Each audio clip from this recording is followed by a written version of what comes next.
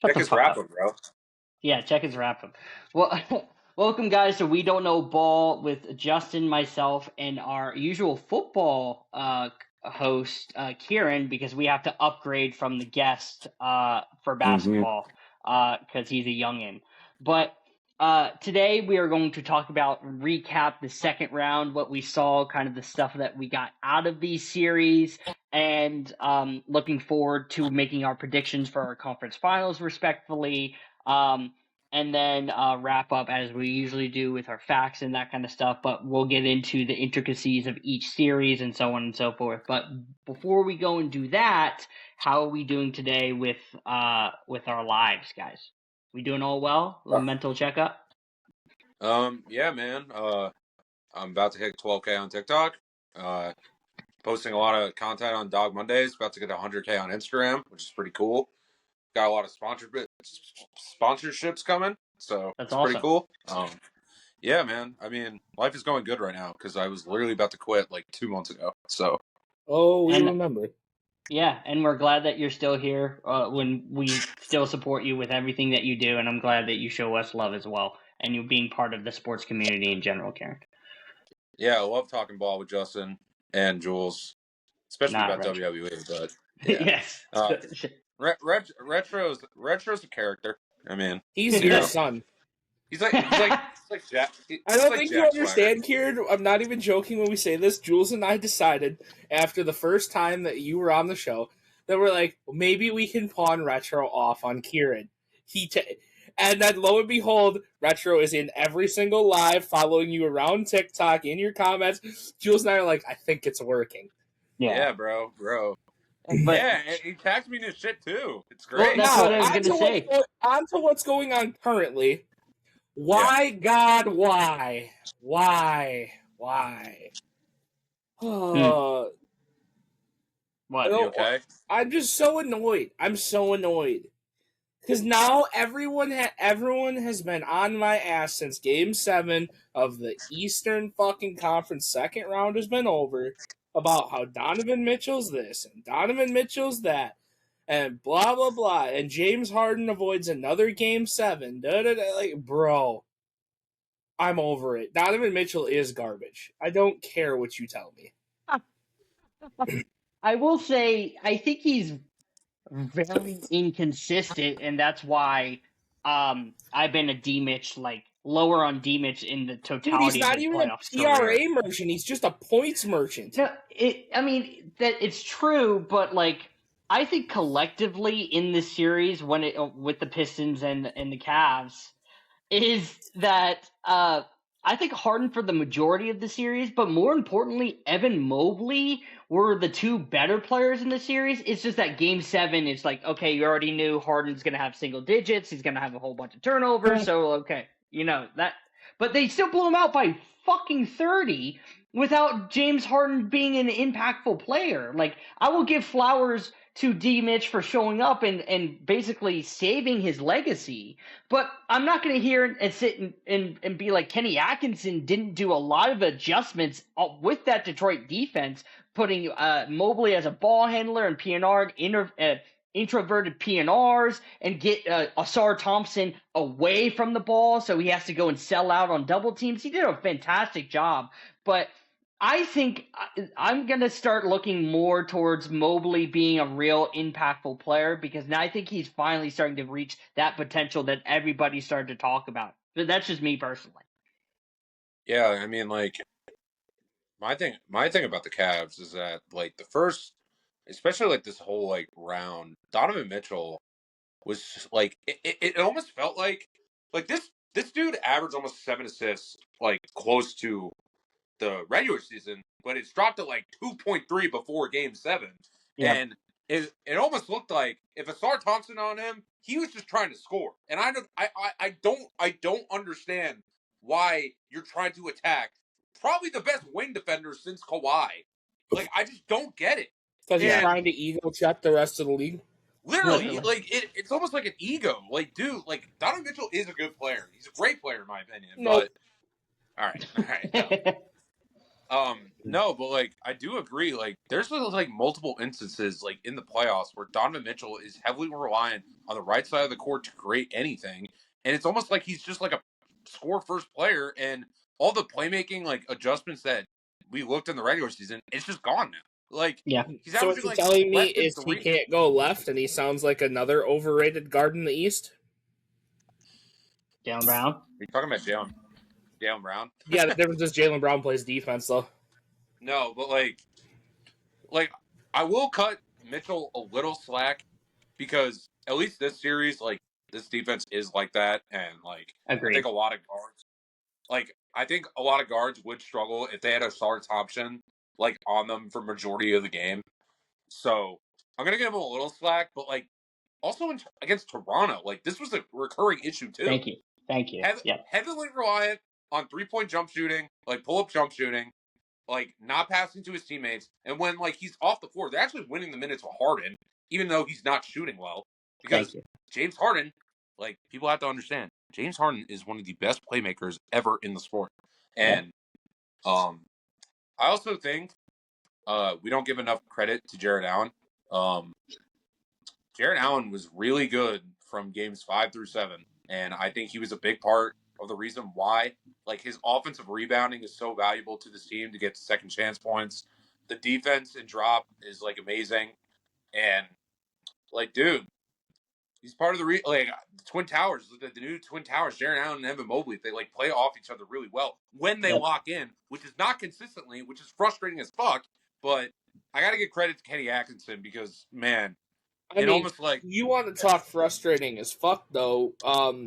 A guy that, especially this podcast, glazed for the entire fucking season as being the best center in the East in Jalen Duren. This motherfucker drop after drop after drop after drop. Like, I don't know if it was first year lights too bright kind of thing or whatnot, but like this, I mean, Jules' other favorite player, Colin Murray Boyles, had a better playoffs than Jalen Duren did. So like, Yeah. I don't even know where to go. If I'm Detroit, I don't even know where to go after this series. I don't know what to do. My first opinion on it would be to stop relying on Duncan Robinson and Tobias Harris so much. That'd probably be a good start. Maybe get a real shooter and a real veteran, not two guys that suffice. Here's my position right now. You either get rid of Jalen Duren or Sar Thompson because both of them on the court in a playoff setting, like the spacing is so bad that it's limiting Kate Cunningham's like opportunities in the pick and roll because they could just sag off on Jalen Duren and Asar Thompson. They're leaving him wide open, and he's not getting the dunker spot opportunities because Jalen Duren is so limited to at the rim, and it's more on Kate's shoulder, and he has to rely on more pull up jump shooting, which is not Kate's strong suit.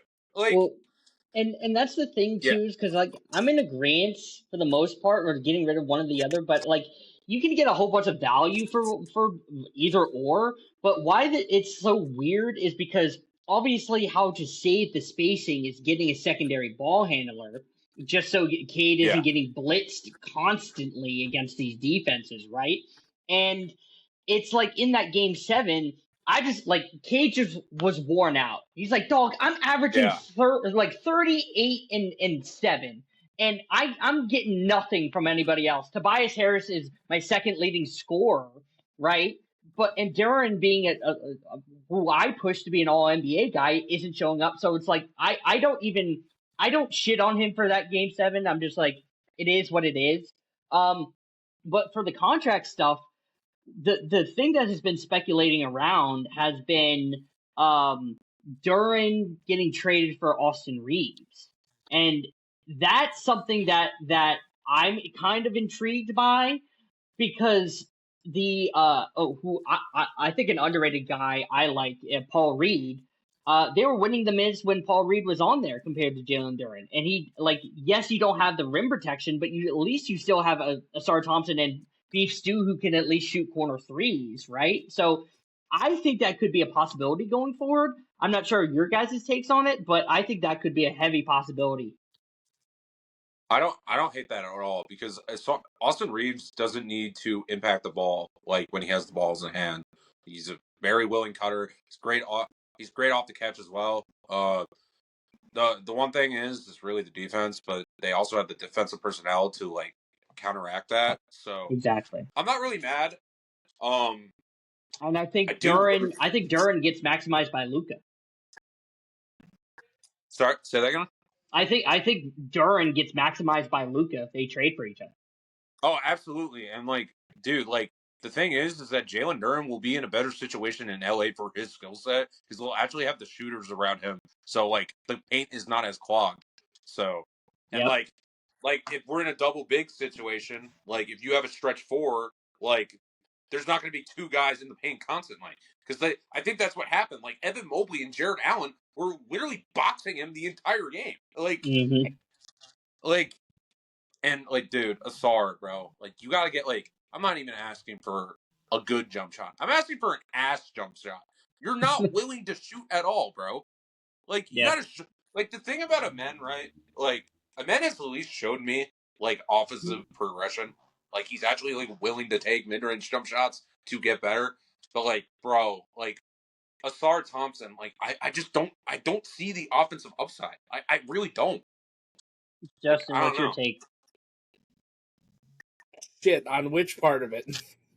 On either or, do you think that trade would help out both sides with Detroit and I think LA, that or trade helps. I think that trade helps out both sides, but I think it hurts one side severely more than the other. Um, the Luca and AR combination is the combination that Luca feels comfortable with, and if you take that away from him, we may watch him downslide a little bit. However, them making that trade is giving him a better Jackson Hayes to play the pick and roll lob game with.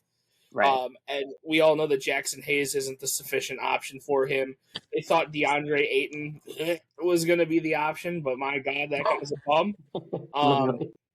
As far as going back the other way, I mean, yeah, it's the same thing as Detroit fans have been claiming is, well, if Phoenix is going to waste Booker, let's go get Booker. Well, you're not getting Booker, so might as well take a guy who plays a similar style game to him in Austin Reeves.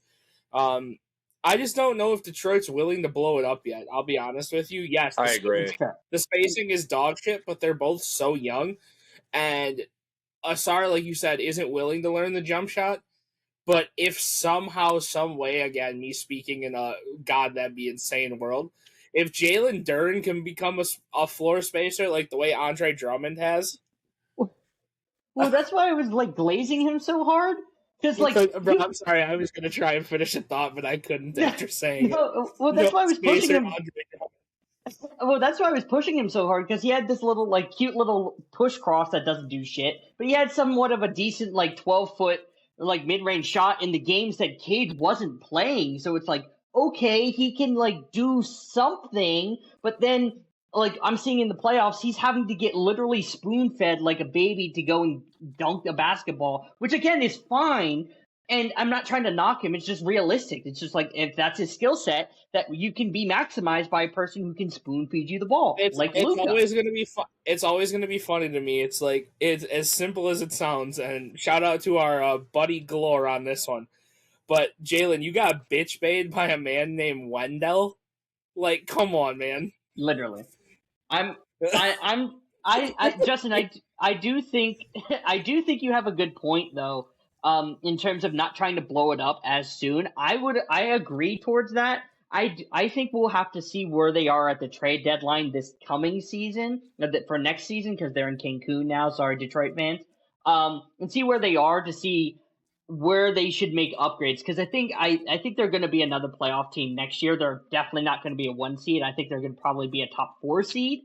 But to finally see, okay, let's try to do something to get Cade some help as an off-ball player, as a spacer or something like that. And that's when everybody's values get lower and you sell on the loan, that kind of stuff. We'll wait and see. So like my thing for next year, right? This is a missed opportunity, I think, for Detroit because Agree. Indiana and Boston were not at 100% this year, and they're going to be fully healthy back next year. Yeah, this was their year, 100%. And then you still, I mean, it's not like Cleveland's going anywhere either, and also New York. I mean, even if they miss the conference, or even if they miss the NBA Finals, they'll still be a perennial contender in the East. Like, Yeah. I don't know. I just feel like this was the year that Detroit could have gone back to the finals. What And bullshit are you spewing right now? Hold the phone. The New York Knicks perennial contenders? in the East, Perennial contenders? I mean, The they only made the spot last. they're in contention for every year is first round exit. Just because they got through I one year forgot. on the soft, just because Justin's they a got Knicks through hater. 1 year on the softest playoff schedule I've ever seen, does not mean that they are perennial contenders in the East. I have a question. What about last year? What, where you got through one round? Ooh. Detroit. We played Detroit. Played the same Detroit. And Detroit basically. handed you a series on a silver platter that you did not win. Multiple choke 20-point leads is not New York winning a series. That's Detroit handing you a series. They didn't have multiple 20-point leads. Are you sure about that? No. Okay. Go back and rewatch the series. No, it's Boston. You're talking about Boston. Nope. Yeah, You're it was talking about both. Boston. It was both series. It was I both. think it was Detroit- game one and Detroit Detroit. Detroit handed Boston 3 and you guys 2, I believe, if I'm not mistaken. But like, we still beat them though, and they're good like teams. Like, come on. So last year you exposed the youth of Detroit. Anyway, keep going. Wait, I have a question. Was Indiana a contender? Because they had a lot of comebacks too. They had the most comebacks in the NBA that year, in the playoffs. Come on. Indiana was the most complete team in the East, which is why I picked them to go to the finals. So when the Knicks come back down from 15, but So Indiana, I want to know what's complete about the Knicks, because outside of Jalen Brunson, I want to know what's complete here. I never said they were complete, but like, dude, like, I'm not saying I don't think any East team is perfect. Like, it's like Right, and out of the top 5, big 5, you guys are the farthest from perfect. Yes, I disagree with that. I disagree You have with Jalen that Brunson. too. The Pistons just have Cade. Like, come on.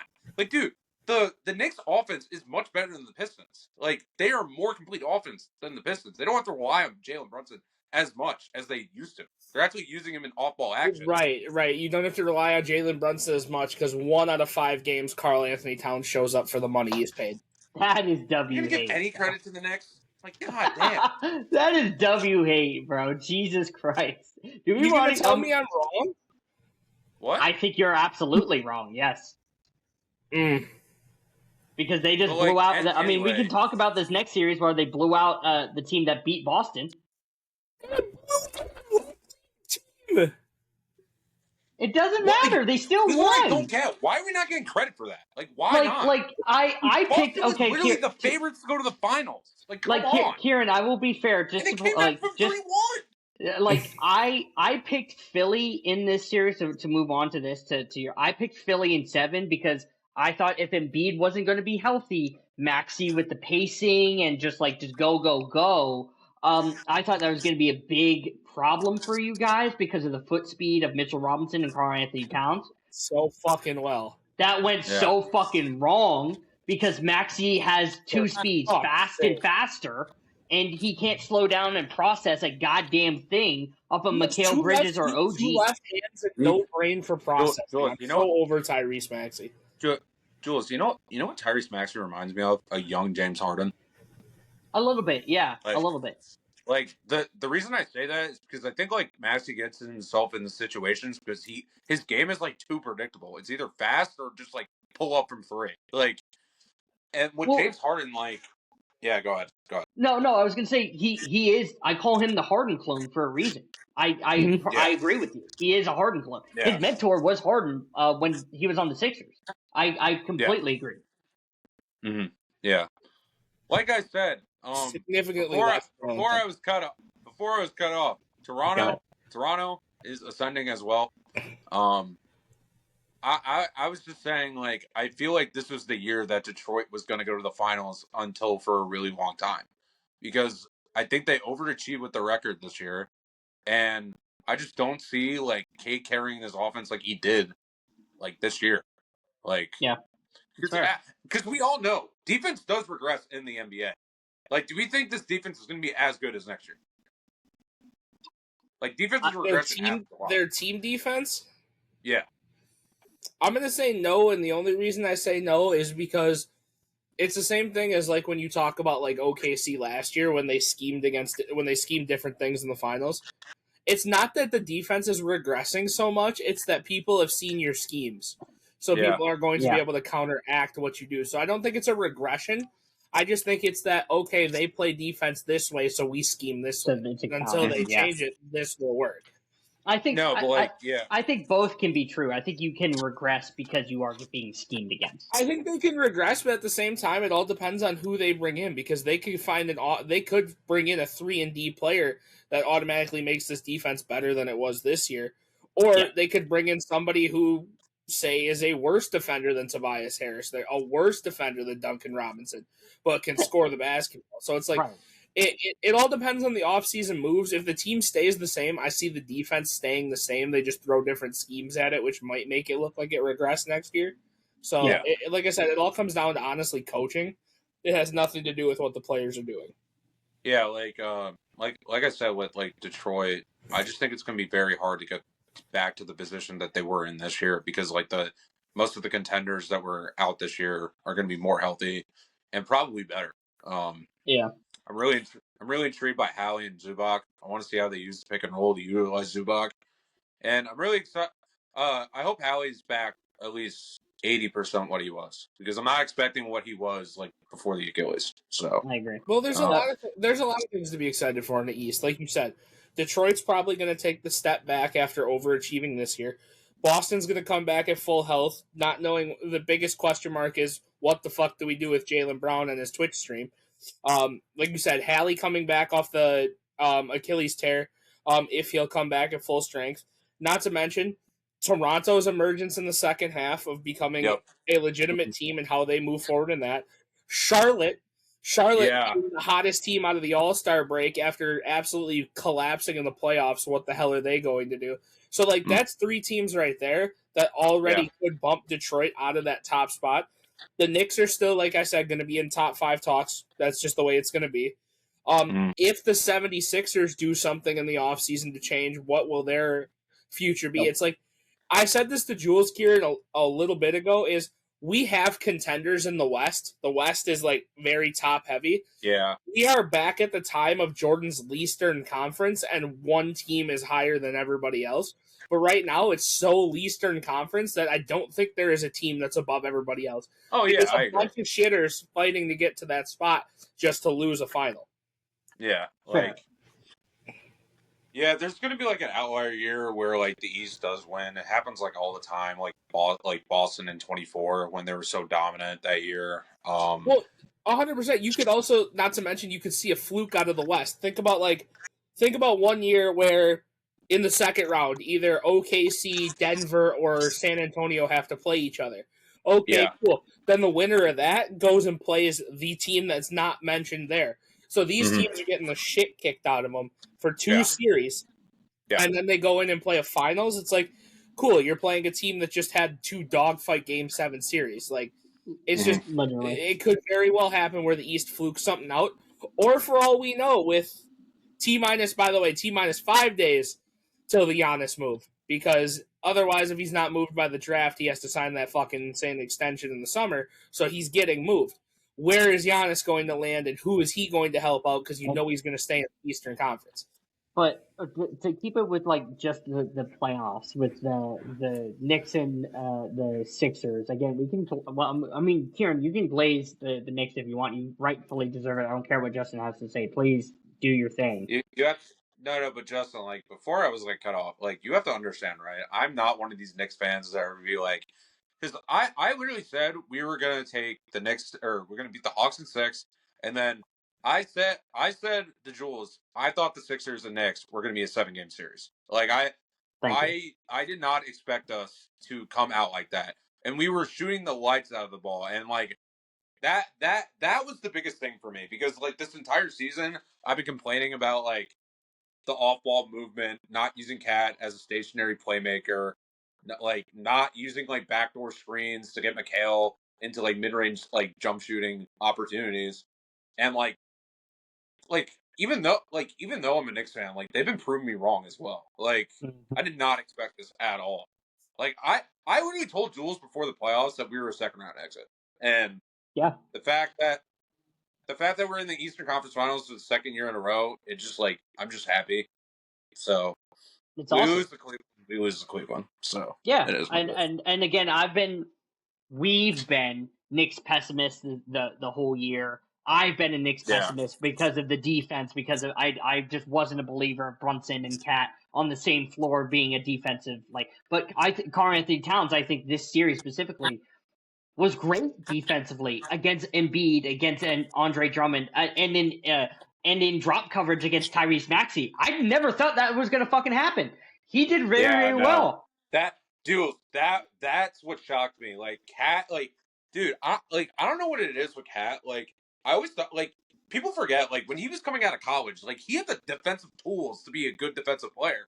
Yep. And it's crazy that we're in year 11 of Cat, and he's actually he's not a great defender. I'm not saying that, but he's being serviceable, and he's not being a liability, which is really shocking me. And I think also part of it is that he doesn't he's not a score first player anymore. So his motor is much better as well. So the one thing that infuriates me about Cat is the fouls. So I don't think that will be a thing that will ever change. And what also shocked me is that when Cat was getting fouled, we actually won the minutes when Cat was off the floor, which really shocked me. But because I thought our offense would take a hit, but it just didn't fucking matter.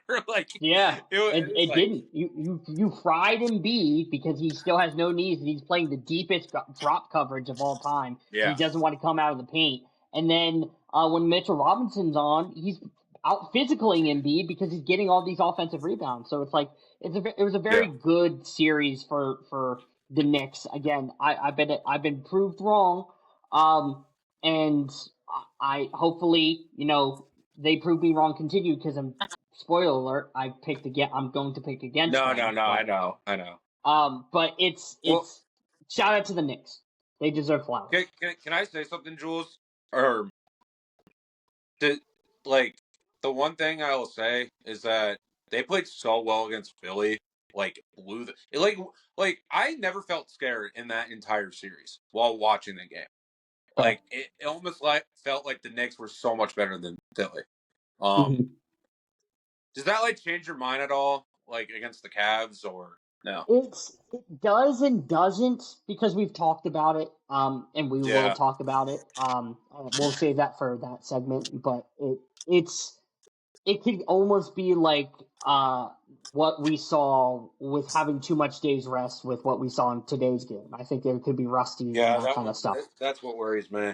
Yeah. That's what but moving on to the most, I think, the funniest series with the Lakers and OKC Thunder. That's another sweep. That was a sweep. That was a sweep. But the discussions out of that are kind of nasty, but I think there's truth behind them. I think the best player on the court in that series was a 41-year-old LeBron James. I truly think so. Yeah. And that's concerning for an MVP. Yeah. And yeah, I've said before, Jules, I've never been moved by SGA in the playoffs. I'm not saying he's ever been I don't think he's ever been bad, but I don't think he's been great a lot of people have been saying. Right. And these are one of these series where teams are just neutralizing his scoring, where he has to become a playmaker. And don't get me wrong, he's doing a good job at that. I'm not saying that he's not, but most of his value comes to his scoring, and he's not the processor as Luka that he can fall back on his playmaking. And I also feel AJ Mitchell was the best offensive player in this series for the Thunder. Agreed. He was the one that stepped up when they were throwing to at Shea, they're passing him the ball, and he was just doing everything. He was driving to the rim really well. He's being that secondary creator. He's finding Chet in the dunker spot almost every fucking time. So I will say I had OKC in 5 because I truly thought that the Lakers could have gotten a game, and that the game 4 I think that they should have got. And what I was trying to explain, they should have won that game. I agree. And I was trying to explain that, like, even though, like, it's a 41-year-old LeBron James, and I'm not trying to, like, glaze, I still think his processing and his IQ is just so immense that you're just seeing a whole bunch of, like, connective passes in this series that are getting, Rui wide open shots or Marcus Smart wide open shots. You're just like, you can't scheme against that. That's just absurd. You know what's crazy, right? They were trying to put Caruso on LeBron, and like LeBron, like dude, like he still has like the foot speed over Caruso. It's like Yeah. amazing. Like Yeah. it's like ridiculous. Like I'm not even like trying to glaze LeBron. I'm not even like a LeBron fan like that. But like the fact that like this dude is going up against one of the best defenses ever, and he's still playing relatively well for his age, and he's just calling out like every like action that they're doing, and just like he's also like really good off the ball too. Like Yes. I know LeBron's like been good off the ball, but like I think this has been the best he's ever been off the ball. So It's yeah, fair. shout out to LeBron. Shout out to Rui. I think he should be the guy that the Lakers focus on resigning first, because I think he can be a piece on a championship contender. And he's also like a really improved defender. He's trying to get that point of attack defender role as well. So yeah, I think like Rui like showed up really well, and he was shooting like 50% from three. It was Entire absurd. playoff. Yeah. Like against two really good defenses, like Houston. Like I know we shit on Houston's offense, but like their defense is always good. But yeah, it's like some of the best defenses in the NBA, and Rui's playing well in both of them. Yep. Yeah, it's just like I don't know. I don't think anyone expected this series to go more than 5. I think everyone expected a pretty easy victory series for the Thunder, and they didn't really need to rely on SGA. They let everyone else see it. So Yep. that Justin, was your really thoughts? it. This series just pisses me off completely, wholeheartedly. Before a ball was even shot in this series, Laker fans, we want OKC. We want OKC. Mind you, I would just love to know what part of you stacks up against an OKC outside of, like you said, a 41-year-old LeBron James. Saying that you were ready for this, you could upset, you could this, you could that. Yet I'm pretty sure 96% of the country had you losing in 4 games. 2% added onto that had you losing in 5. And then the other Literally. 2% were your fans saying that you'd win in 6, not Lakers Yeah. in 5. Sorry, whatever.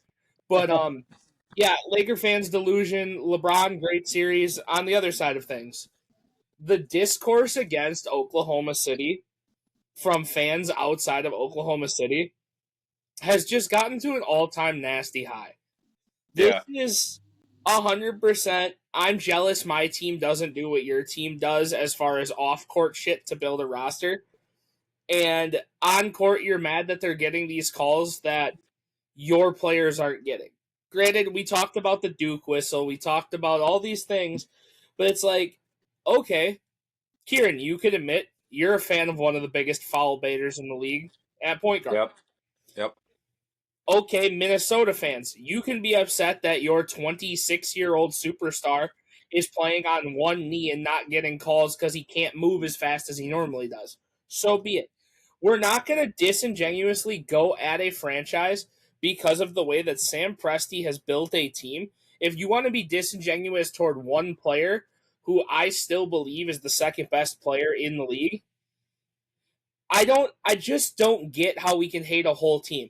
You can be mad that they're getting foul calls. You can be mad, fine, be mad at the refs for being on their side. But Yeah. you're getting mad at a team. You're calling them corny because they're out there having fun playing the game, and because it looks corny to you because they're embarrassing your team while acting the way they are. Fine, you can call that corny. But these guys are a bunch of young kids. Most of them are freshly out of college, either 2 to 3 years, and are just out here playing the game and having fun doing it, and they're pissing you off. So they're doing exactly what they're supposed to do. As far as let me finish, I'll get through the point and then you can rebuttal it.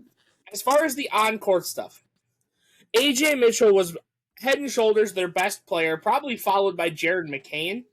And then maybe, and I mean maybe, Chet Holmgren can get brought into this conversation. Shea was a non-factor in this series, and he was in the first series. That's fine. But to do all this wishy-washy playoff shit where your attitude changes by nights, I can't do this. There were people calling for Jokic's head, saying he's not top 20 all time, or he's not a top player in this league, or this, that, and the other, because his teammates let him down in the playoffs. He played Jokic ball. Was it to his efficiency? No. But he can't get his quote-unquote high PRAs if his teammates can't put the ball in the hole. So that's just one.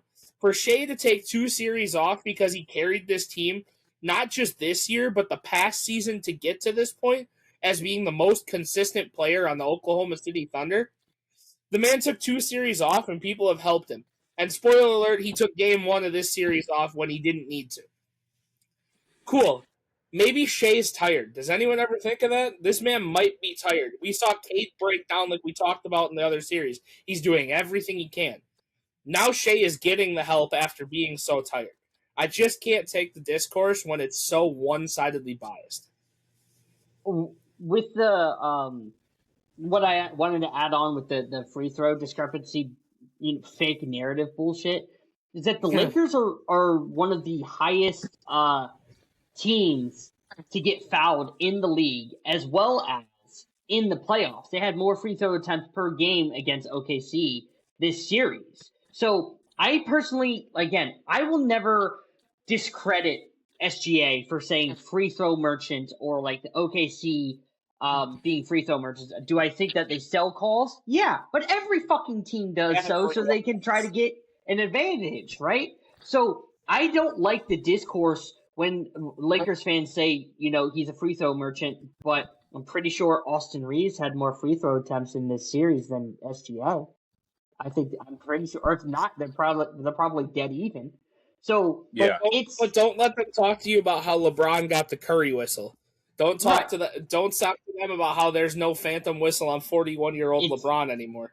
It gets to a point where, again, like I'm not a fan of OKC, but I will never ever ever go to free throw attempts. I will never ever ever say, oh, the refs are on their side. No, it's in terms of like that's just casual.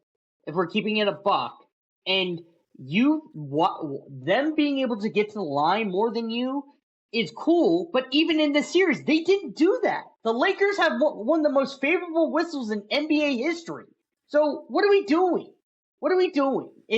I'm like I much have rather wanted like the Lakers to win, but we all knew that like that's not going to happen. OKC is so great. Yeah, it's like I said that I think they could get a game because of LeBron's processing. That's it. And you guys couldn't do that. I don't think anybody wanted the Lakers to win, to be honest, because that would have robbed us of arguably the potential greatest 7 games of basketball we've seen in a long time. And so, again, spoiler alert, and I'm going to go back and rewatch it. Game 1 did not disappoint. Yeah. So, like, my take about OKC is that the whole free throw thing is like kind of bullshit because Shea, like, I don't think at any point during his peak has like led the league in free throw attempts. Nope. Also, the whole they're just foul baiting. Here's the thing, right? Like when you're playing a team like OKC, they like to wear down your offense, and especially in the playoffs where refs are not like going to give you free throws. It happens like with every team. It's not just OKC. Like, dude, like they're like OKC is not getting the calls that they are in the regular season. Like they're just not. Like they're not doing it as consistently. Yeah, they might get it more than like Phoenix, but they might get more calls than the average team. However, they're not like the refs are like to me have been like more tight than like ever. Like, why do you think like the scores have been like this? Like, there's multiple games where like the scores are like under 100 this entire playoffs. And yeah, like my problem with SGA has to do more than the free throws, but that's a different conversation for another day. But OKC, like people just get mad when a team is just way better. Like that's what it is. Much better defense. They have the best player in the series. They arguably have the best they already had the second best player in the series. Like it is what it is. Like you lost to a better team. That's what it is. And people are gonna get mad, and it's okay. Like, and dude, like it goes to the point that like Austin Reeves, like you're bitching and complaining about like refs, but how you make a fucking bucket? Dude, don't even get me started. After that game where he brought everyone to the center court and started bitching and complaining, I'm like, bro, what are you doing? He shot 3 for 17. Yeah, like the you ref's didn't. not helping you The out. refs aren't helping you put the ball through the hoop, dude. Calm down. Yeah, like, dude, he pulled an Austin 316. Like, he was terrible. Anyway, Jules, are you ready to go from one overhyping fan base to another? We can absolutely do that. Yes. I'll intro it for you. So the last series we need to talk about is San Antonio versus Minnesota. And I just want, Kieran, I just want to, before Jules goes on this rant, I want to say a couple pieces of information that I have heard. This was when the series was split up. I just want to tell you a couple things that I've heard throughout the community. The first one, Minnesota is head and shoulders a better matchup for OKC than San Antonio is. Anthony Edwards is more talented and more skilled because he's a foot shorter than Victor Wembanyama. Keep talking. If Julius Randle wasn't Julius Randle, we would have won in 5 games. But he was Julius Randle. And Rudy Gobert is the better French center. All narratives that are real quotes that have been painted. This was when the series was. And mind you, we host a podcast called We Don't Know Ball. These are real quotes that we hear, mind you. So anyone that thinks that we don't know is, you should probably just start listening. Like, you can not like our takes. You can think we're fat. Crazy enough, God knows our comment section thinks we are. Newsflash, if you wouldn't have told me, I wouldn't have known. But the fact that you say podcast equipment is this cheap and that we shouldn't have a platform, we shouldn't this, if you think we're bad, you have no idea what's on the other side. Because your opinions are just as flawed as ours. Newsflash, though, at least we come to a comparable ground and have conversations, and we can admit when we're wrong. Yeah. We can admit it. I don't know about you people at home if you know how to, but we sure do. So here's my take on the series before Jules goes, right? Even when Minnesota like won game 1, I was like, the Spurs are gonna win in 6 because, dude, it takes one Wemby offensive like shit game for them to not get blown out by 30. Every time Wemby was on the court, he was the most impactful player on both sides of the ball. And, dude, this really should have ended in 5. Because Wemby got ejected. Here in game 2, when San Antonio won by 40, I went out and I said this exactly myself. I said, I don't know what I'm angrier about. The fact that Minnesota played so bad to give them a chance to win by 40, or the fact that the Spurs didn't win by 60? Yeah. Like, the thing... Oh, also, first of all, I'm not going to slander Naz Reid because I thought he was pretty good. I think he was arguably the best player for the Timberwolves this series. Because Naz Reid was the only one that can actually use the skill set. You mean that guy that Minnesota fans didn't want to pay that contract to last year? That guy? Yeah, like, this is what I don't get. Timberwolves fans glaze the wrong players. Naz Reid is one of the best 6-mans in the NBA.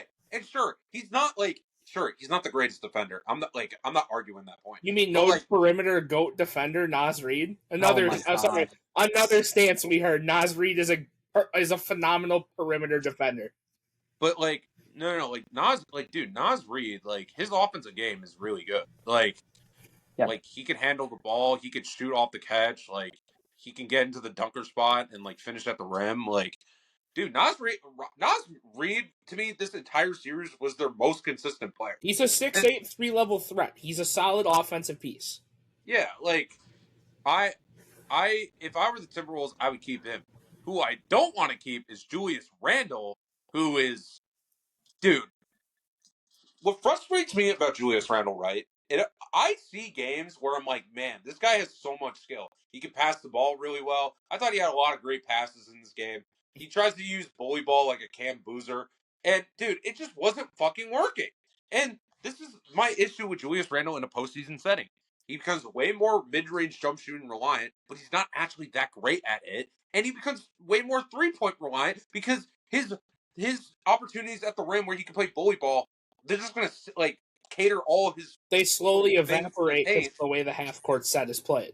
Yeah, it's just like, dude, Julius Randle's gone. Like, and I've noticed this as the Knicks fan. Like, Julius Randle will get you pretty far into the regular season, but when it comes to the postseason, when defenses like the pace is slower, when you can't do this bully ball shit in the paint, like you're gonna get performances like this. Like, and I'm not like for Rudy, like I knew Rudy was gonna be a non-factor. Like I already knew it before the series. Like it's not only like the defense was bad, but like, dude, this dude can't catch the fucking ball. Like it's terrible.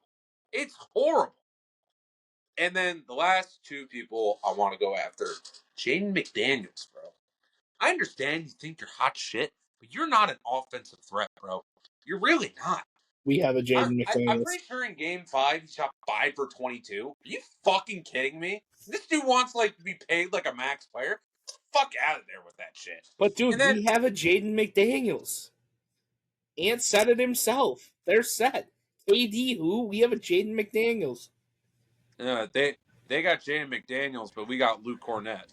Because no, this is also what frustrated me about Minnesota. They did not take advantage of the Luke Cornett matchup. They did not at all. When Wemby was off the floor, Luke Cornett was like almost having the same impact as Wemby out there because they didn't take advantage of the drop coverage advantage that they had against Luke Cornett. And dude, like this goes off to the other point with Anthony Edwards. I love Ant. I think he's a top 10 player. He's not in that conversation with Tatum. Like he's in to me, he's in the Kawhi tier at this point. He is. And that's okay. Not everyone can do everything. Not everyone can be LeBron James. Not everyone can facilitate. Get Ant a playmaker. Get Ant like ball handlers that can give him the ball to maximize his position as a cutter and a jump shooter off the ball. He cannot be the primary facilitator for this team. And when that happens, when they blitz him, he doesn't have the processing or the lob passing as a Luka Doncic. Like, stop making Ant look like he's Luka Doncic. He's not. And unfortunately, you're not better than Cade. I'll just say that. He's not better than Cade. W, I'm in agreement. Is it my turn now? Go ahead. That's blasphemy. So, no, that's facts. So, Kieran, this is going to be a personal shout out to you for what you did with Philadelphia because I decided to go get my fucking belt personally, right?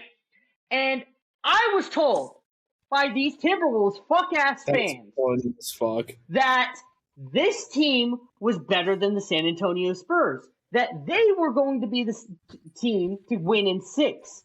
And there's just a level of discrepancy of talent. Yes, level discrepancy of talent on the floor.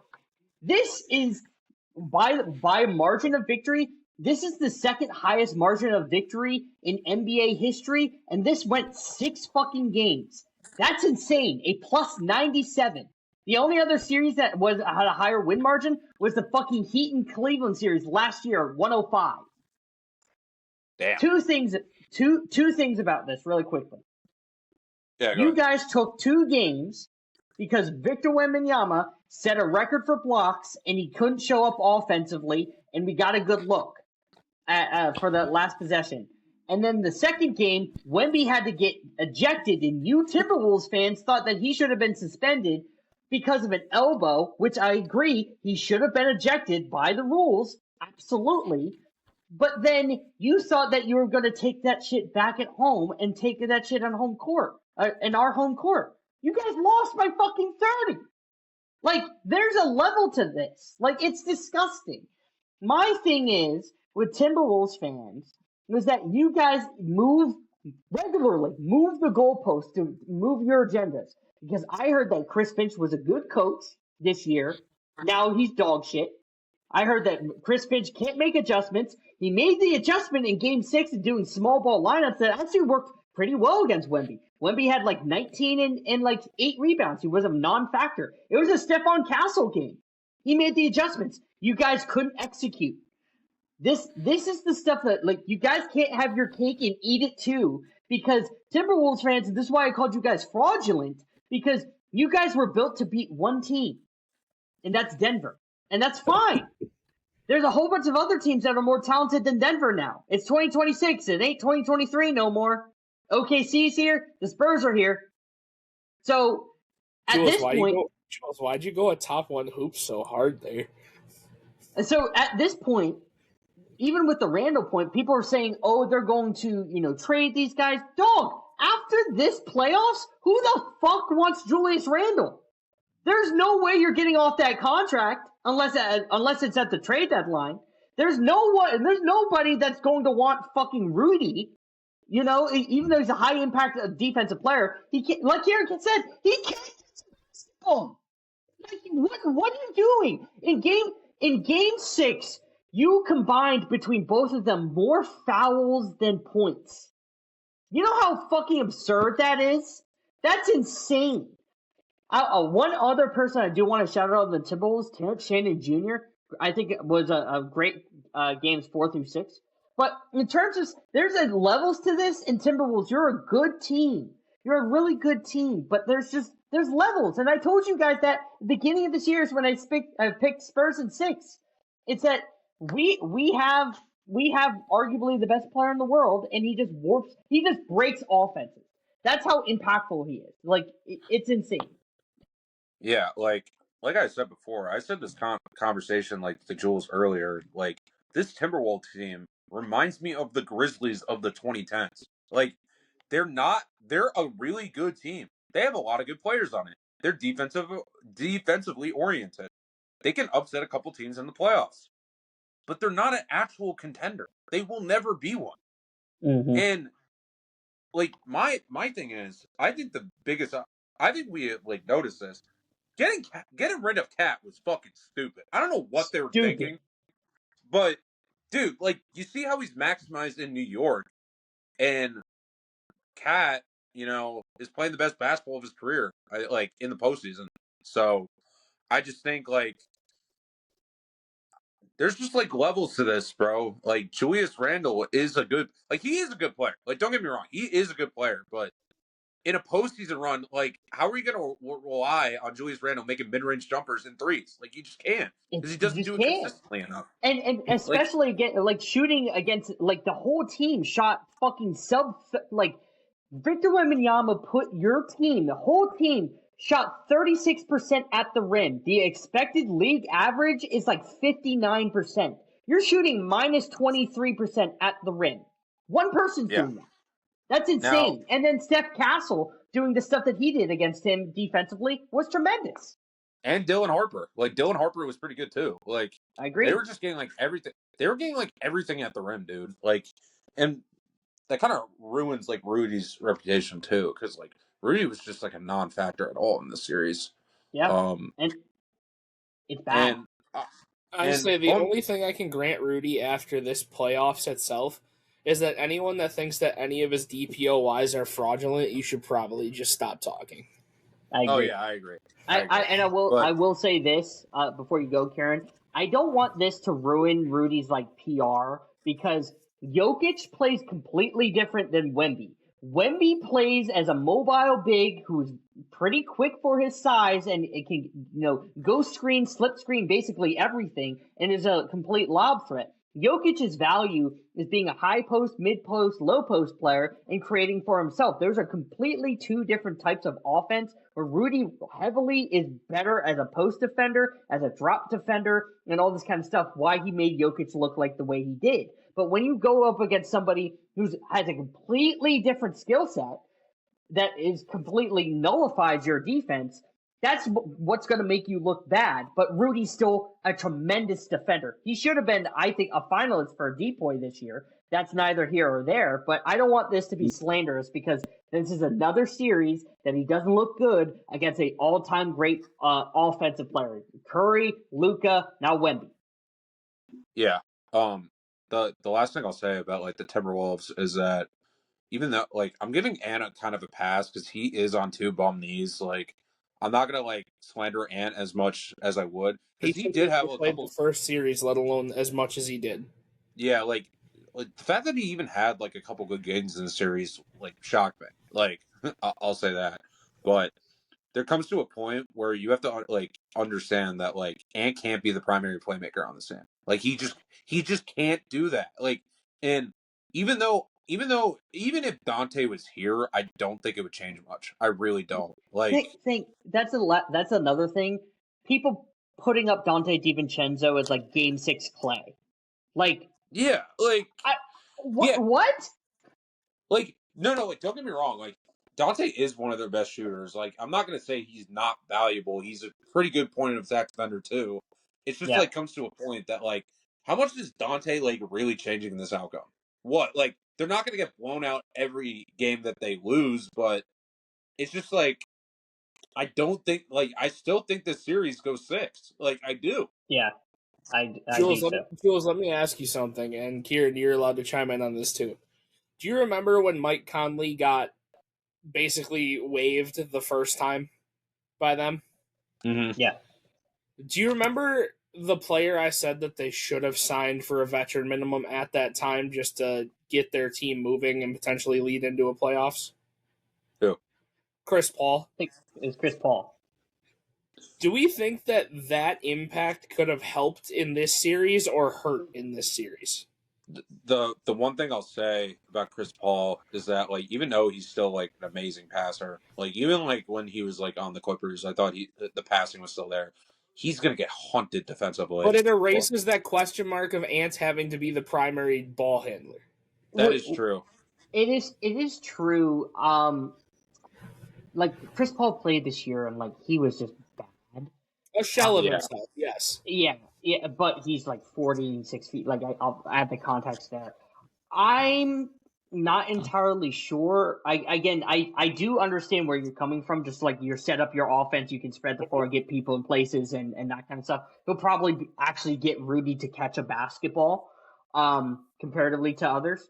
But in terms of like overall impact, I don't know how much more he would give more than Mike Conley because like even like game 1, Mike Conley he gave you 4 threes on 4 of 7 shooting. He fried De'Aaron Fox in that game 1. Chris Paul, at this stage of his career, isn't necessarily a volume 3-point shooter, and he can't space. He's just way more of a mid range. Like he's a mid range shooter that can like push off and do that kind of stuff. So I don't know if as the offensive like threat he would be the same. I see where you're coming from. I would probably say no, but at least getting people to their spots would probably give some type of organization to the half court. I can agree with that. I still lose in 6, but I don't think those blowouts are as significant as they Dude, like as they Jules, I can agree. Jules, you might hate me for this take because like I hate this fucking player, but like it wouldn't have been a bad thing if they had like a Rondo type of player just to get players to their spots and like throw lobs and that's where I'm in agreement. Like at least having an organized half court instead of just running a sloppy PNR damn near half court because Anthony Edwards is getting trapped or like a Julius Randle DHO or something like that. I get that. Like I'm completely in agreement. Like at least having organization there is fine. It's just more for if it was Rondo or like Chris Paul, you're asking somebody. I'm just saying like to elaborate on it. Defensively, okay, now you have another person to roam off of because Chris Paul isn't a spacer. Rondo sure as hell is not a spacer, but at least I get where you guys are coming from in just terms of organization. I can get with that. I think it's still Spurs in 6, but it's not a fucking 30-point blowout. It's probably like maybe 15 or something like that. Point margin. It's not the point margin that it was. This is also like this has also like been Timberwolves like the entire season. They have games like this where they just get blown out by like 30 and like everyone just questions the offensive identity on this team and they can't get away with that against Denver because they have a shitty defense. But when you're playing with the big boys like OKC and like San Antonio, it's just like a different beast. Like your offensive flaws like come out way easier. And yeah, I mean like I hit it on the nail. I said Spurs in 6. So yeah. And that just kind of like scares me because now it really just shows what the West is. It's like you have OKC and San Antonio who are going to be fighting for the top spots. And then you have your mix of, like you said, the Lakers, Denver, Minnesota. Like, is there anybody else you'd even throw into that conversation on the West side, like fighting 3 through whatever? No, because like the Clippers are going to be dead because the Kawhi's going to be gone. Warriors, maybe, but like even then, that's like a Like, 1 I year would say window. that my Suns are probably the next best team up there, honestly. Yeah, like that's not like, dude, that's not even like that crazy to say. Yeah. Because like, Yeah, it's not. there's going to I'm be, buying more Phoenix stock than like Houston stock. So it's like, and Houston, like I said, Houston's on the downfall. I mean, everyone thinks that when Van Vliet comes back, it'll be a different story. I highly doubt it, but yeah, it's so weird how cookie cutter the West really is. And then in the East, it's like, well, throw a dart at the board and pray. yeah. Mm-hmm. Yeah, there's always like a East team that like just pops out of the blue like once in a while, but Yeah. like it's not consistent because like all the teams that have young depth are in the West, and like the two best teams have the young depth and the two best players in the world right now. So Right. like at Well, least for the next 5 years, like let's get into it. We'll talk about it real quick. Just our kind of like predictions going forward. We'll start with the Eastern Conference Final between New York and Cleveland. Just quickly, like go across like who you think is going to be like your X factor, who you have winning, how many games you got going. We'll start with Kieran up top. so I said for the longest time, every series the X factor is Cat. I've always said that. Um, Especially in the Atlanta series where they were really like using the stationary playmaking, or him like taking advantage of like the small ball or small centers on Atlanta, and I think that's part of the reason why we were down 2-1 in the first place.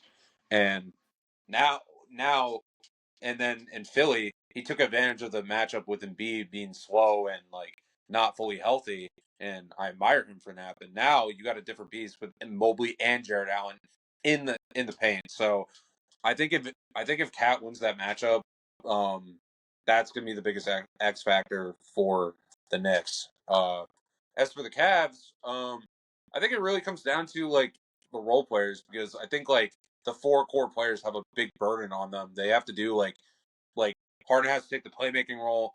Donovan Mitchell has to do the off ball scoring and the secondary playmaker, and Jared Allen has to grab offensive rebounds and physically outmatch Cat. So I think Sam Merrill has to have like a couple good games. I think Strus has to have like one of those games like he did in Game 5, where he's a good point of attack defender. He's hitting his threes. He's creating turnovers. Like, I think really like the X factor are the role players for the Cavs. And I like, you guys call me biased. I don't really care. I have the Knicks in 7. I think this is our first test really against a really good team. And it should be a fun series. I'm excited. What really scares me about the series is that I don't think they're going to do as good of a job of hiding Brunson against Donovan Mitchell and James Harden, because you can't really blitz James Harden, because you can just see over the defenders, because he's 6'6" and he can make like every pass on the floor. So I got the Knicks in 7. I think it'll be a fun series. And honestly, like, it'll be a really fun offensive series. So that's how I feel. Jules? No, Kieran hit a lot of the stuff on the like nail on the head. My X factor for the Cavs, I think, is specifically the front court between Mobley and Allen, and it's going to be tested for their physicality.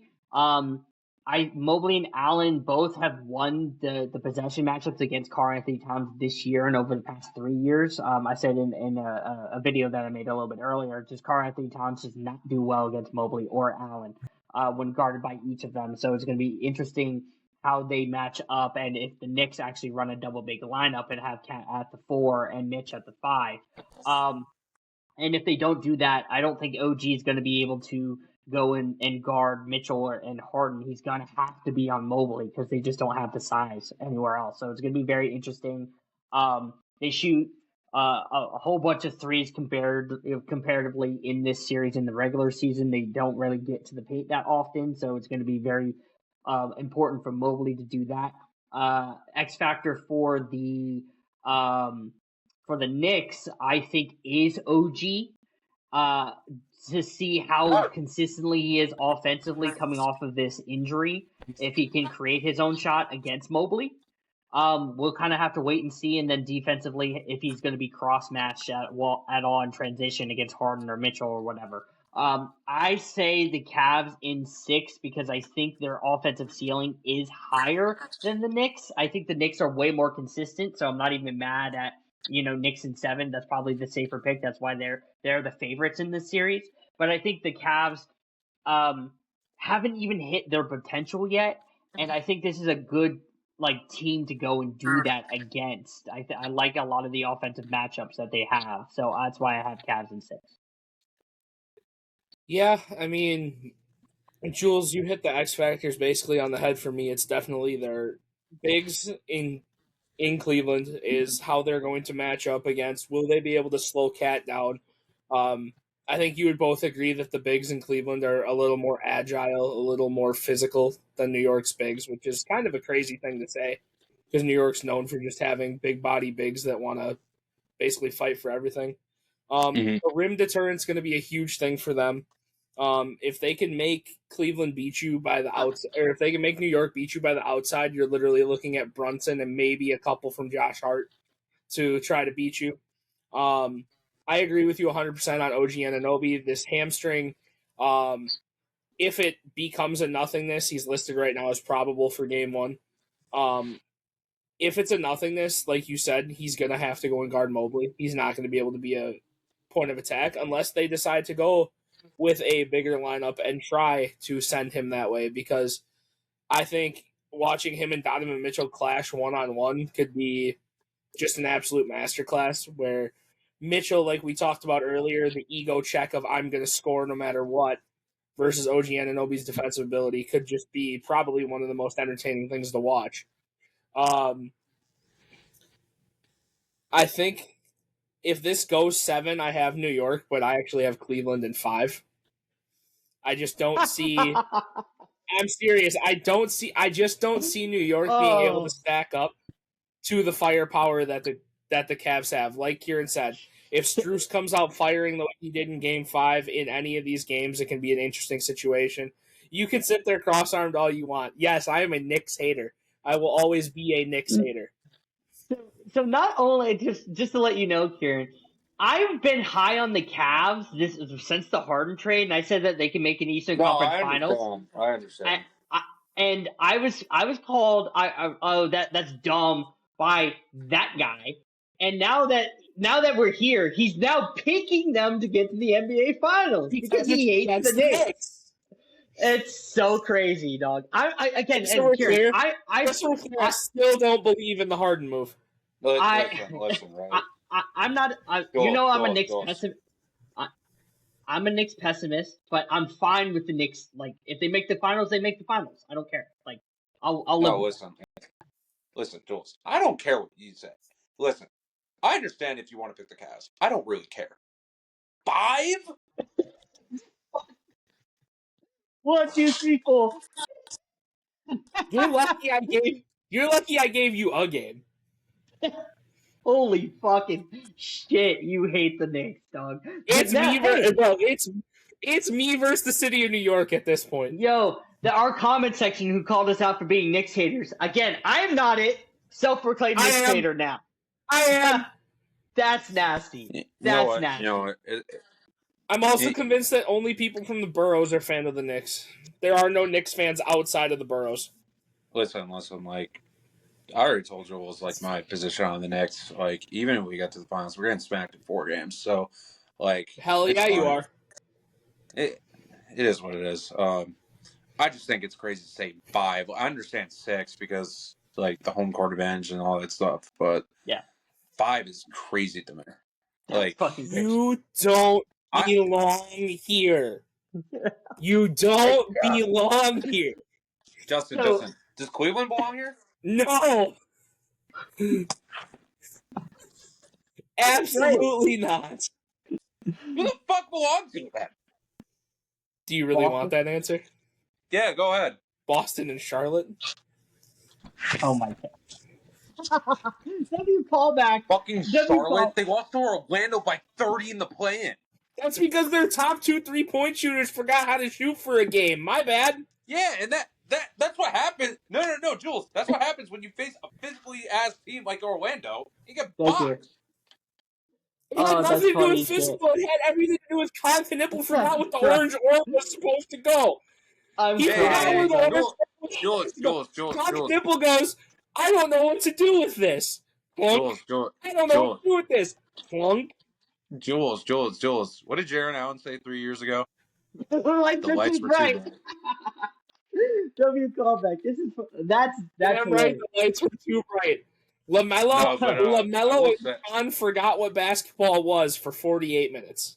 I will say I do have it's probably not like a good thing to do this, but I am going to watch the 2023 series, even though it's not like the same core at all.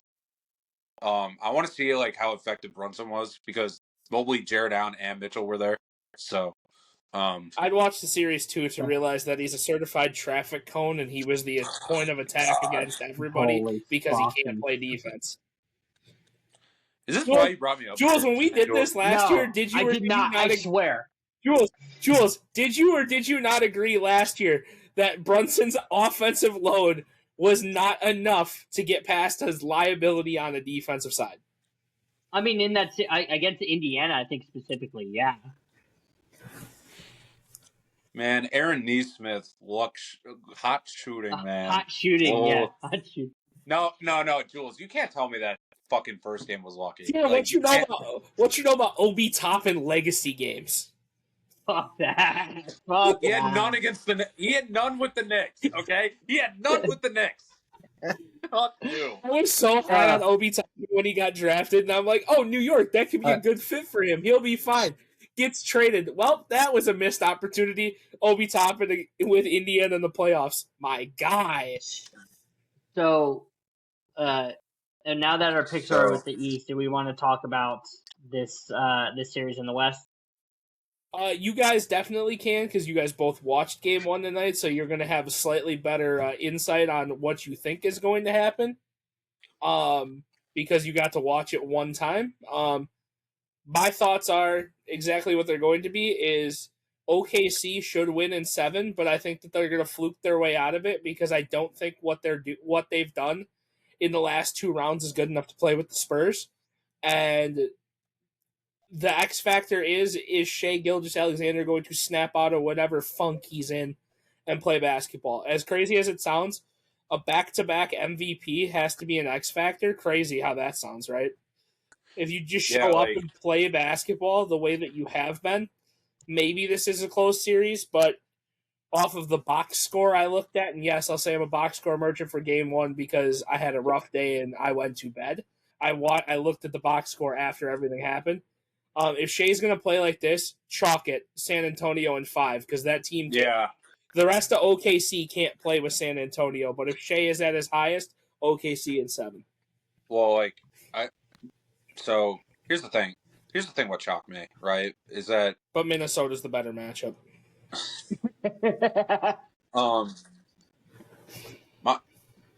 My issue with Shai is that I don't know why he has this mind that I can be a playmaker and win. No, bro, take the advantages as a scorer. Please. Do you ever think this dude is just out here trying to do side quests? Yes. That's what Shai's career feels like to me. He's out here just doing side quests for fun. Dude, and the thing about Shai, how often did he get at the free throw line tonight, Jules? I think it was 9 or 10 times. It wasn't 9 or 10 times. Oh, okay. Yeah, I think it was majority of that fourth quarter. I think. I can give you. No, but the thing. My issue with Shai is that I feel like he's scared as a scorer. I feel like he's 8 for 9 on free throws tonight. 8 for 9. 7 for 23 on field goals though. My biggest issue with Shai is that I feel like he's too scared as a scorer. I understand it's Wemby; it's a different animal, but same beast. Yeah. But dude, you can't be passive in this situation. Yeah, it was nice. Don't get me wrong, it was nice that Alex Caruso had 8 threes, and that was probably the biggest reason why they were in this game to begin with. Because if he didn't have 8 threes, this is probably a blowout. However, you're not going to get that consistently throughout a 7-game series. You can't do that. Take the advantages of the young, inexperienced guards, but like take the Right. advantages of the Dylan Harper matchup or the Stephon Castle matchup. You got to be a scorer in the series. You can't play like you did against the Lakers because it's going to bite you in the ass when you potentially could go down 2-0 this series. Like I still got OKC in 7 because I do think like the San Antonio got like away with like a bunch of like turnovers and shit like at the end of the game. But dude, like game 1, like I really want to pick the Spurs. I really do. J-Dub and SGA really shot tour dates tonight, didn't they? Like Julius, like J-Dub, Holy J-Dub and shit. Caruso, like were pretty good. It's just like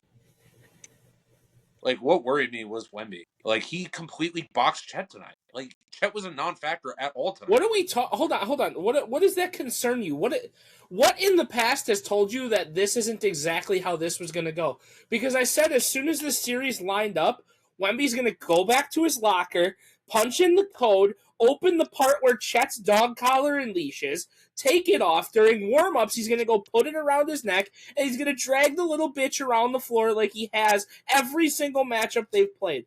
What has made you think at any of these matchups that, damn, Chet Holmgren can play with Victor Wembanyama? No, Well, like no. Like I'm not asking Chet to play good. I'm asking him to not play like shit. Like, dude, That's a very hard thing to do when his matchup is what his matchup is.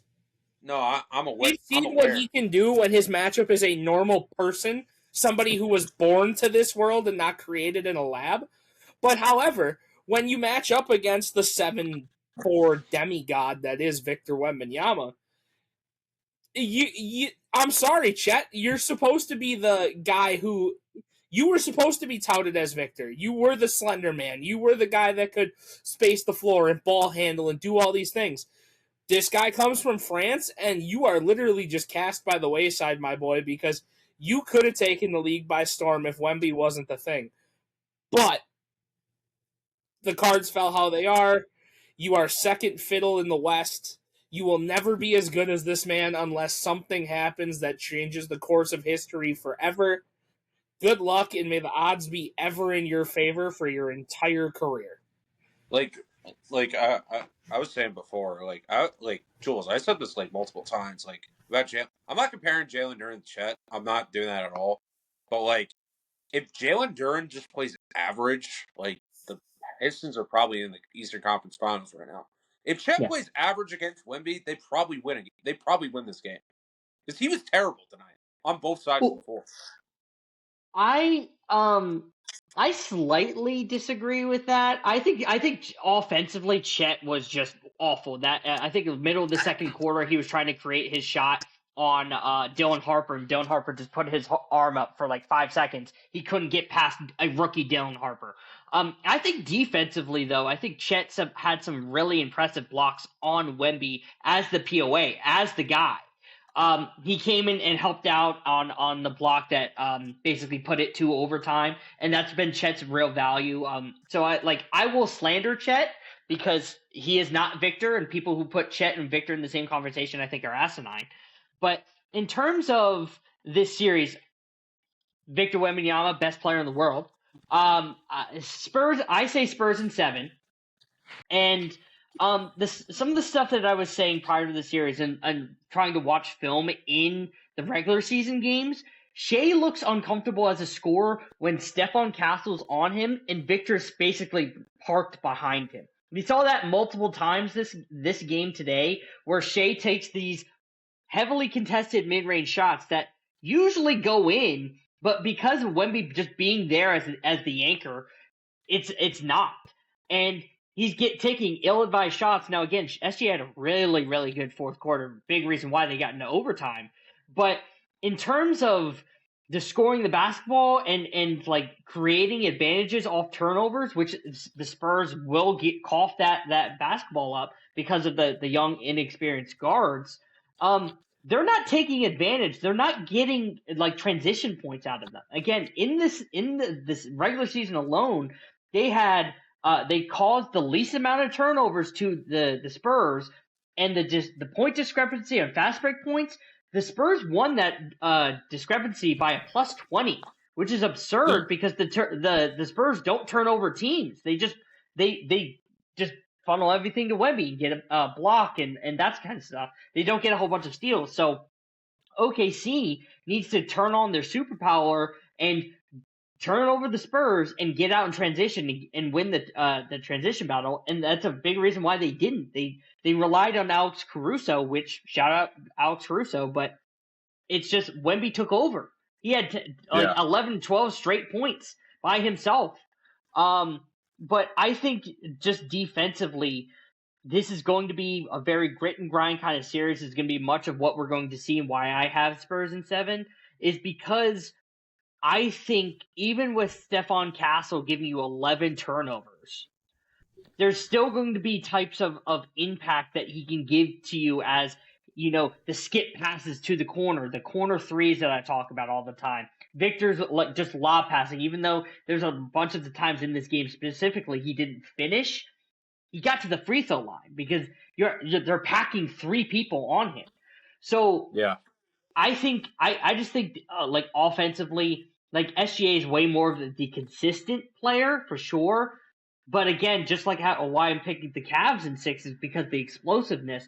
Victor has the explosiveness where you're asking Alex Caruso and J-Dub to go and guard him, and Chet isn't. That's the adjustment that Mark Dagnall has to go make. Chet, fucking pull up your jockstrap, pull up your pants, pull up those fuck-ass leg sleeves that you have, and go and guard Victor Wembanyama and nullify him. Because if you don't do that, you're losing in 6 games. Chet, grow the fuck up. Now.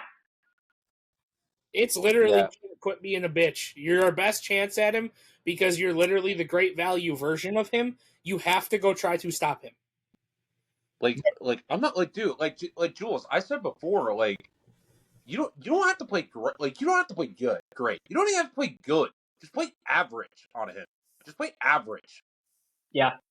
He's gonna get his regardless. As long as you can match it or counter it some way, somewhere, you have a shot. He's going to get I agree.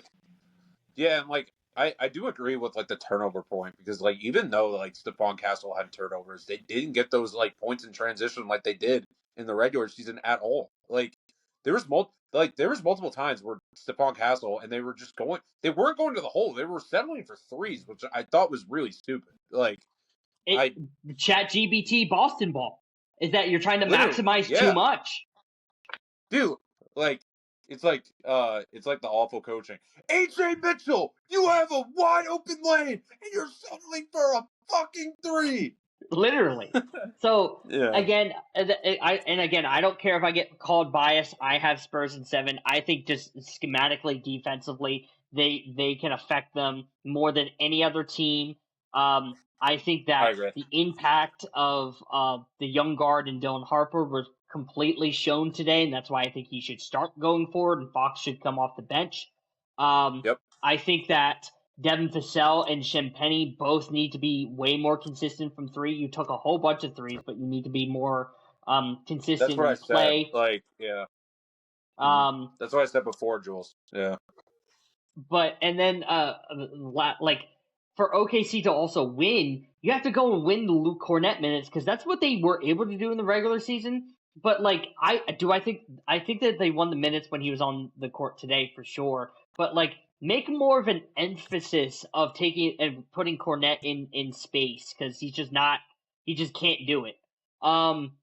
As for the Spurs, I want to see my guy get more minutes defensively because I think he did a tremendous job today in Carter Bryant on SGA and J-Dub. I think he did a very good job. Carter Bryant Moggs. Carter Bryant Depoy 2030. Shout out to that burner. But that's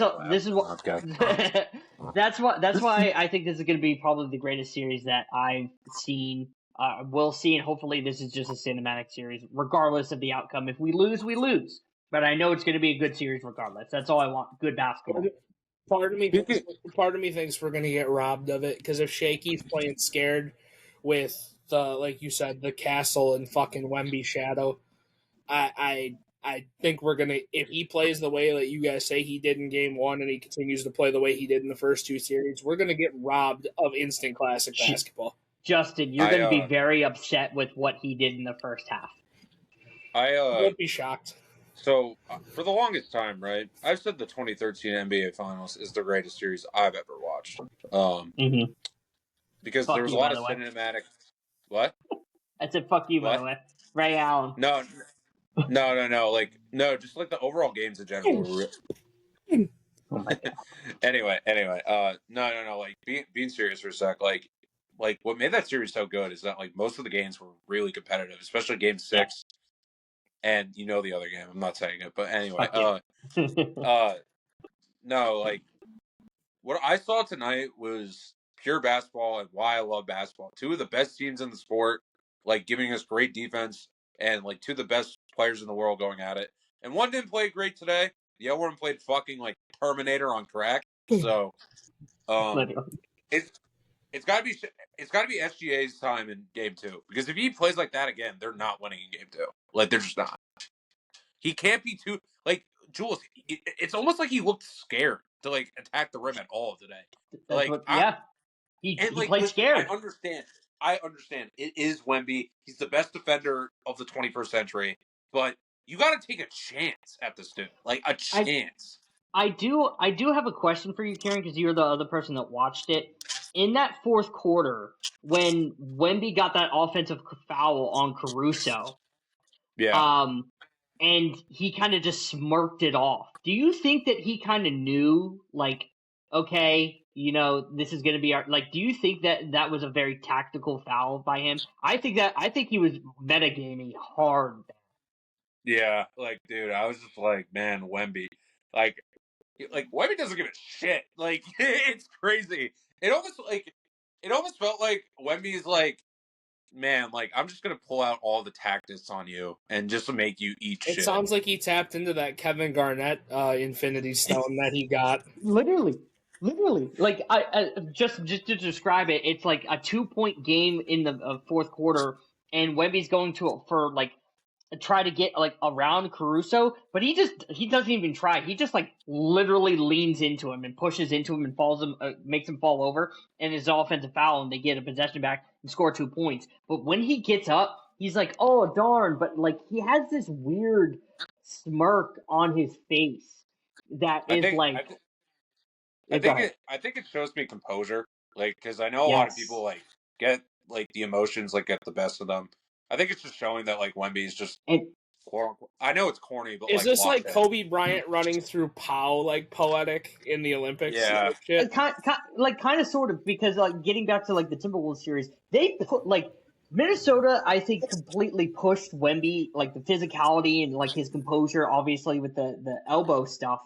And OKC is just as physical, if not more, if not the most physical in the NBA. And he really played through contact really well throughout the whole game and all this kind of stuff. I agree. I think he played with a lot of composure, and I think he was really like metagaming. Just like he knew he had that confidence in him. It's just like, oh, I'm gonna get this foul and we're gonna go to OT, but I'm gonna be basically the only one that scores for the next 2 periods. Like he went off. I think it just comes down to like if it was different players in that situation, like Draymond Green, like he'd probably like get he probably like just do everything to like get like fouled out or ejected. But like I just don't think like Wemby knows like time is now. So did Lou Dort try to end Wemby's series early at all tonight? I don't think so. No, he had a couple pushes on his back for like the fouls in the fourth quarter, but there was nothing egregious. I don't think. Nothing Zaza Pachulia-esque. No. Yeah, like everything foul wise, just to be clear, was definitely clear fouls. There was no phantom fouls. There was no bullshit like that. Everybody got fouled basically legitimately in this game.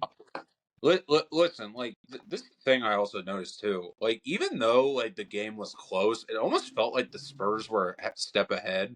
Like I don't know if you noticed that too, Jules. like even though it was a close game, it almost felt like the Spurs were just like a little ahead of the Thunder. Well, that's why I was saying, like, with the offensive foul, I think there's truth to that, because even though it was really a 2 to 3 point game, at most 10, it felt like a lot more because it was just a lot of flatness from OKC outside of Caruso and McCain. Yeah. And it was just like, again, I think San Antonio is confident. I think Wemby is confident. I think there's just this little psycho voice that the mentality shit that everybody talks about. I think Wemby has that. It's just a different. Well, it just like, speaks in French.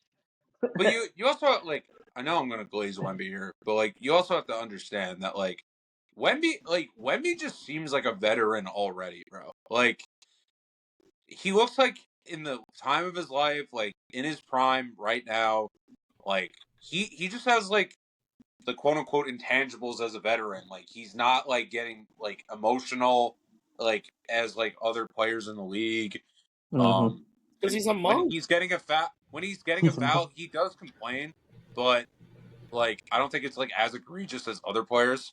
So yeah, I agree. I know it's corny to say all that shit, but I don't. No, I think that's not as corny as the rest of the league that's been eliminated being San Antonio Spurs fans just to see OKC lose.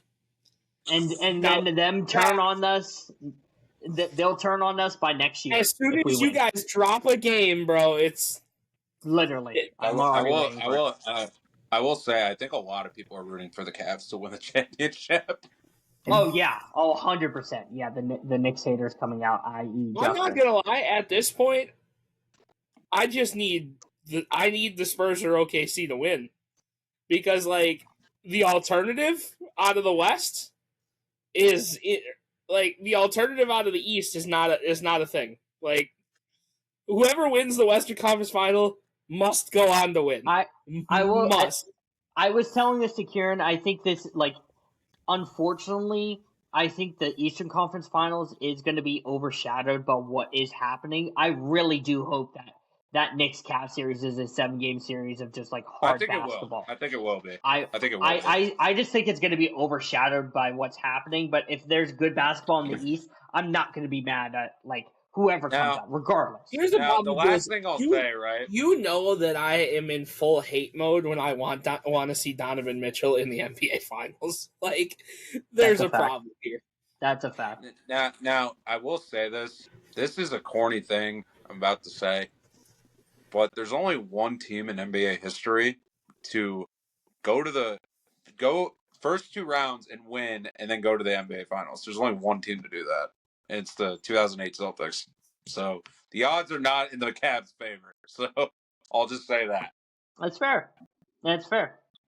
But with that, Justin, is there a history fact of the day for us or anything? Yeah. Let me grab it. Retro is the first guest in history to get replaced on his own show. Multiple times. By multiple people. Multiple times. Multiple times by multiple people, and still think that he's a co-founder, co-host. Right. He's a research assistant. Yeah. That's crazy. He's an unpaid intern. Yeah. He's a water boy. Not a lot really happened. Time of recording was May 18th. We'll just kick it back to 1990. Chicago Cubs Ryan Sandberg ends second base record 123 errorless game streak. To go 123 games without making an error just seems kind of like insane. That's ridiculous. He's a shitty manager, by the way. That's fine. With all jokes aside on Retro, Retro was not able to be here tonight. I mean, he wasn't supposed to be able to be here tonight, although we caught him in TikTok Live, so 4K caught there. But give him a congratulations. He did graduate today with honors from his undergrad program and is now applying to go and basically become a lawyer. You know how much that man loves to argue, but you also know how flawed his logic is, so I don't know if I'd want him to be my attorney, but hey, more power to it. But congratulations to him on graduating. Retro's about to become the most unbearable person ever because all his UVA takes, are about to come to fruition as he is going to take his post-grad to UVA. So now his bias on UVA, anything and everything, is going to be the worst takes in sports history. So congratulations on graduating, but get smarter. That's all I got to say. This guy's going to be a lawyer. Yeah. Yeah. We're cooked. We're cooked. We're cooked. You know what one but with step off lawyer is? He could be a politician. fact. But Even with that, worse. even worse. With that, guys, Kieran, thank you again for coming on. It's always appreciative of the fact that you come on and now talking basketball. Now that it's playoff time, I'm very appreciative of that. One more thing. Hey, fuck basketball. Fuck all your fucking rap-em shit. Wemby is here to stay. Facts. Go to Agendas to the day we die. But if you guys don't know who Kieran is, go follow him, Kieran Sports on TikTok, and then Hammer Dog Mondays. Again, almost going to hit 12K on TikTok and 100K on what do you say, Instagram? Yeah. By the end of the month, hopefully. So please go show him love. He does a whole bunch of sports content, and we love him for being on the show again. This was We Don't Know Ball. Signing out. We'll talk to you next week.